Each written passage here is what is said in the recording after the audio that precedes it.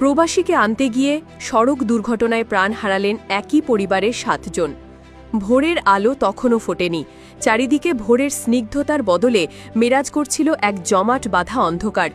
দূর প্রবাস থেকে প্রিয়জনের ঘরে ফেরার আনন্দ আর উচ্ছ্বাস নিয়ে দুটি গাড়ি তীব্র গতিতে এগিয়ে চলছিল লক্ষ্মীপুরের পথে। কিন্তু কে জানত এই পথ চলার শেষটা এতটা ভয়াল, এতটা মর্মান্তিক হবে? কে জানত উৎসবের অপেক্ষায় থাকা একটি পরিবারে নেমে আসবে শোকের কালো ছায়া? ৬ আগস্ট বুধবারের অভিশপ্ত ভোরটি নোয়াখালীর বেগমগঞ্জ উপজেলার আলায়াপুর ইউনিয়নের জন্য নিয়ে আসে এক অকল্পনীয় দুঃসংবাদ। দীর্ঘ প্রতীক্ষার অবসান ঘটিয়ে ওমান থেকে দেশে ফিরেছিলেন পরিবারের প্রিয় সদস্য। তাকে ঢাকা বিমানবন্দর থেকে বরণ করে নিয়ে বাড়ি ফিরছিল পুরো পরিবার। দুটি গাড়িতে ভাগ হয়ে আনন্দ ভাগাভাগি করতে করতে তারা ফিরছিলেন। একটি প্রাইভেট কার নিরাপদে এগিয়ে গেলেও তাদের পেছনের হাইস মাইক্রোবাসটি পরিণত হয় এক চলন্ত প্রয়াণকূপে।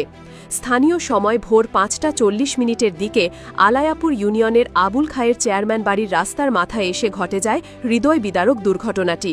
ক্লান্ত চালকের চোখের পাতা হয়তো এক মুহূর্তের জন্য এক হয়ে এসেছিল, আর সেই মুহূর্তের অসতর্কতাই কেড়ে নিল ৭টি তাজা প্রাণ। নিয়ন্ত্রণ হারিয়ে হাইস মাইক্রোবাসটি রাস্তার পাশের গভীর খালে পড়ে যায়।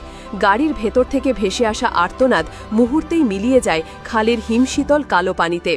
চন্দ্রগঞ্জ হাইওয়ে থানার ওসি মোবারক হোসেন ভুইয়ার কথায় ফুটে ওঠে সেই ভয়াল মুহূর্তের চিত্র। তিনি বলেন, প্রাথমিকভাবে ধারণা করা হচ্ছে চালক ঘুমিয়ে পড়েছিলেন। গাড়িটি নিয়ন্ত্রণ হারিয়ে খালে পড়ে যায়। কয়েকজন সৌভাগ্যক্রমে বের হতে পারলেও ৭ জন ভেতরে আটকা পড়ে যান।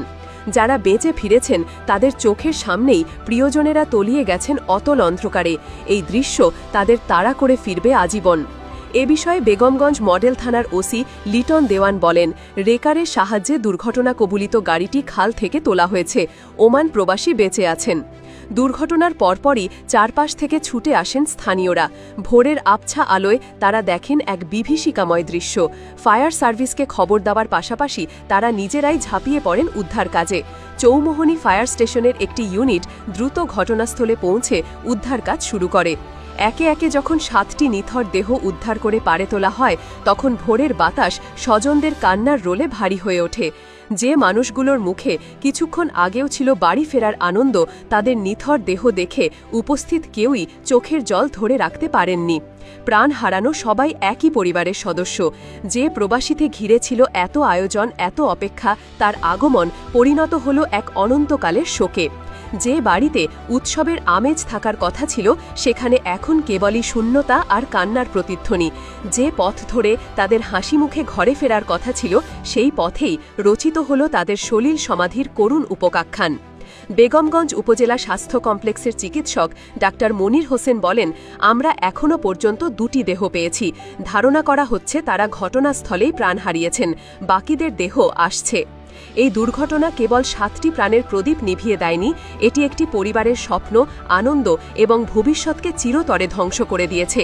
একটা মুহূর্তের ক্লান্তি যে কতটা সর্বনাশা হতে পারে, বেগমগঞ্জের এই ঘটনা তার এক নির্মম উদাহরণ হয়ে থাকবে।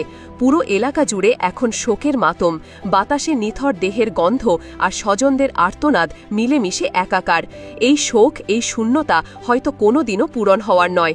একটি আনন্দঘন প্রত্যাবর্তন যে এমন এক অনন্তকালের বিয়োগান্তক যাত্রায় রূপান্তরিত হতে পারে, তা ভাবতেও শরীর শিউরে ওঠে।